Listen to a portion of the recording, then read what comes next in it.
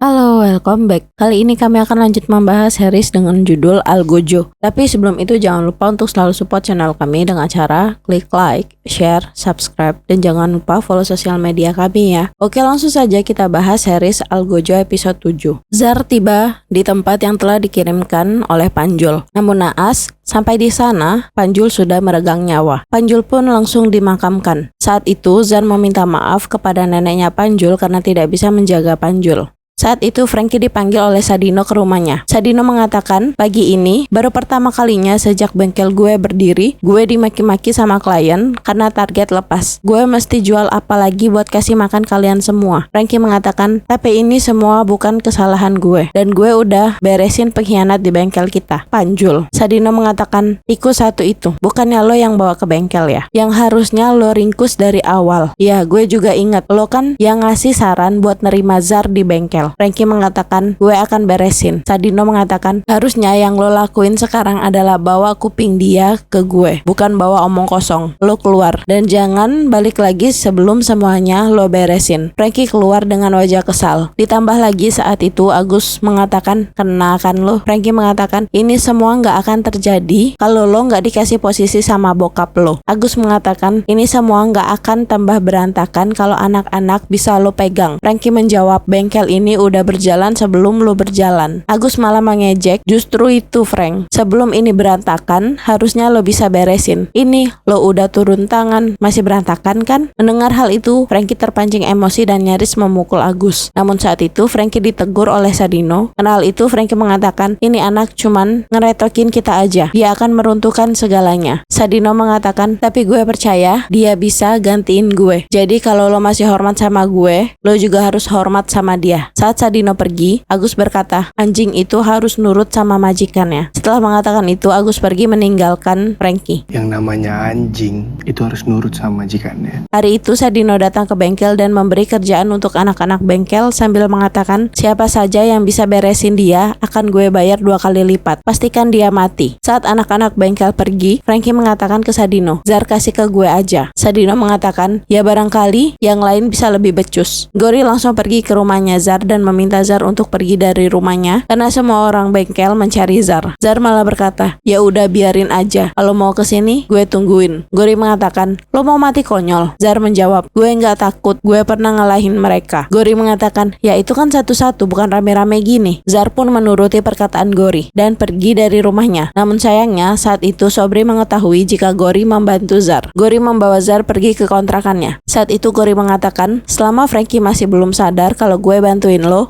aman di sini. Di sisi lain, Ica sedang termenung. Karena hal itu Lastri bertanya, Cah, jangan bengong dong. Ica mengatakan, Ica udah mantep, Wak. Lastri bertanya, mantap gimana? Ica menjawab, Ica mau. Karena hal itu Lastri dan pelanggannya langsung mengatakan astagfirullahalazim. Malam itu Zar menyelinap keluar dari kontrakannya Gori. Di sisi lain, Ica sedang berada di tempat aborsi. Namun saat giliran Ica yang dipanggil untuk Ica sempat ragu. Saat sampai di rumah, Ica langsung disambut oleh Lastri. Ica mengatakan, wah bener, Ica nggak boleh ambil hak anak ini untuk lihat dunia. Ica akan rawat anak ini. Lastri mengatakan, alhamdulillah, maafin Uwa ya, Uwa mau coba jadi ibu yang baik buat kamu, Cah. Ica mengatakan, bantu Ica besarin anak ini ya, Wak. Lastri menjawab, kita sama-sama. Lastri langsung memeluk Ica. Bantuin Ica gedein anak ini ya, Wak.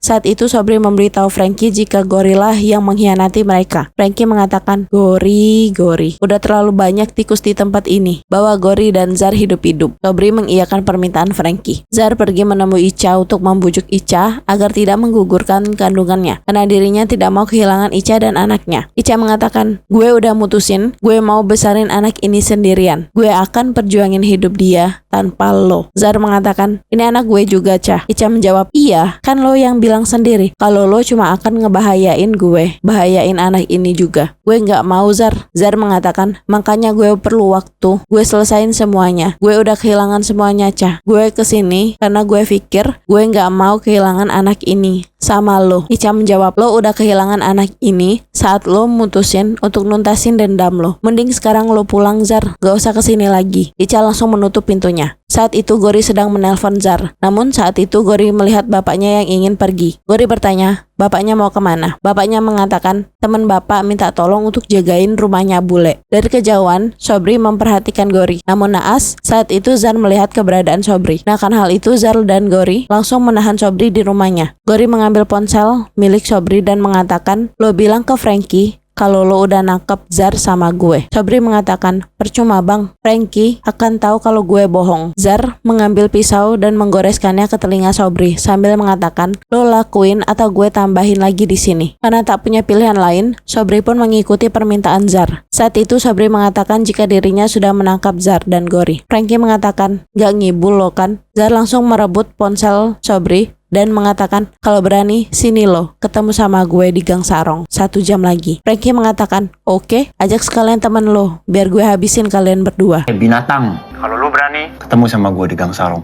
Saat Zar mematikan teleponnya, Gori langsung mengatakan, gue bilang jangan goblok. Zar mengatakan, udah, lo gak usah ikut Gor, biar gue aja yang lawan Frankie. Gori mengatakan, gue udah terlanjur basah, mau gak mau gue harus berenang. Zar mengatakan, lo udah banyak bantuin gue Gor, gue aja yang kesana. Saat itu Gori sedang bersiap. Saat Gori mengajak Zar untuk pergi, tiba-tiba Zar memukul Gori dari belakang hingga Gori pingsan. Zar pergi ke Gang Sarong bersama Sobri. Saat melihat Tembong, Zar mengatakan, mana bos lo, Frankie? Kenapa babi itu nggak ada di sini? Tembong tidak menjawab. Tembong malah menarik bapaknya Gori keluar. Saat melihat bapaknya Gori, Zar mengatakan, dia nggak ada urusannya sama semua ini. Tembong mengatakan, dia di sini bukan buat lo, tapi buat anaknya. Zar mengatakan, gue bilang lepasin. Tembong memegang kepala bapaknya Gori sambil mengatakan, lo lihat apa yang bakal Gori dapetin dari hasil kerja membela lo. Karena hal itu bapaknya Gori kehilangan nyawanya. Melihat hal tersebut, Zar menjadi murka dan langsung menghajar Tembong. Tembong juga meladeni pukulannya Zar dan menantangnya. Zar terus memukul Tembong hingga Tembong tak berkutik. Saat Tembong tak berdaya, Zar coba melihat keadaan bapaknya Gori. Saat Zar melihat kondisi bapaknya Gori, tiba-tiba Gori datang dan mengatakan, lo apain bapak gue? Zar mengatakan, bukan gue tapi Tembong. Gori yang melihat kondisi bapaknya sangat terpukul. Tiba-tiba Gori menghajar Zar. Saat itu Zar mencoba menjelaskannya, namun Gori tetap memukulnya. Saat itu Gori mengatakan, kenapa lo nggak tolongin dia? Zar menjawab, kalau gue bisa, gue pasti tolongin. Gori mengatakan, gara-gara lo, gue nggak bisa nolong bokap gue. Setelah puas memukuli Zar, akhirnya Gori melepaskannya. Saat itu, Zar mengatakan, gue ngerti rasanya kehilangan. Gue udah banyak kehilangan Gor. Gori langsung menggendong bapaknya tanpa menghiraukan perkataan Zar. Karena hal itu, Zar merasa bersalah.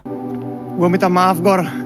Di sisi lain, penyakit Sadino makin memburuk. Saat itu Frankie datang dan mengatakan, bapak manggil gue. Sadino mengatakan, gimana Zar? Udah lo urus? Frankie mengatakan, Zar udah gue urus. Sadino mengatakan, gue ingat waktu pertama kali lo bebas dari penjara. Gue lihat nih anak punya potensi, punya ambisi. Gue tahu banget bengkel ini gak akan jadi sebesar ini kalau gak ada lo. Lo itu aset berharga buat gue. Umur gue gak akan lama lagi. Dan lo bener soal Agus. Dia belum mampu buat jalanin bisnis ini. Karena itu, gue minta lo untuk bimbing dia sampai dia siap. Mendengar hal itu, Frankie sangat terkejut dan mengatakan, bertahun-tahun gue bangun bisnis ini dari nol sama lo. Setiap jengkal bisnis ini gue yang tahu. Kalau lo mau cari orang buat mampu gantiin posisi lo, cuman gue. Sadino mengatakan, lo bener. Gue nggak bilang lo nggak mampu. Lo lebih mampu. Tapi ini soal yang lain. Frankie mengatakan, ya, gue ngerti. Gak mungkin gue jadi anaknya Pak Bos Sadino. Tapi gue bukan aset. Dan harusnya dari awal lo tahu kalau bisnis ini bukan punya lo doang. Frankie mengeluarkan obat dan mengatakan, ironis. Bukannya lo sendiri yang ngajarin gue buat nuker obat. Sadino tergolek lemas dan meminta tolong ke Frankie. Namun Frankie malah mengatakan, wah makin banyak darahnya. Lo bener, lo gak akan lama lagi. Tanpa lo, bisnis ini akan tetap jalan. Tanpa gue, bisnis ini gak akan ada. Dan kalau lo pikir gue mau jadi baby sister anak lo salah menilai orang, bos. Tapi tenang aja, bisnis ini akan tetap jalan di bawah kekuasaan gue. Frankie terus membekap Sadino hingga Sadino kehilangan nyawanya. Akan tetap jalan di bawah kuasa gue. Oke guys, sampailah kita di penghujung cerita. Untuk mengetahui kelanjutan ceritanya, tetap stay di channel YouTube kami. Thank you for watching and see you.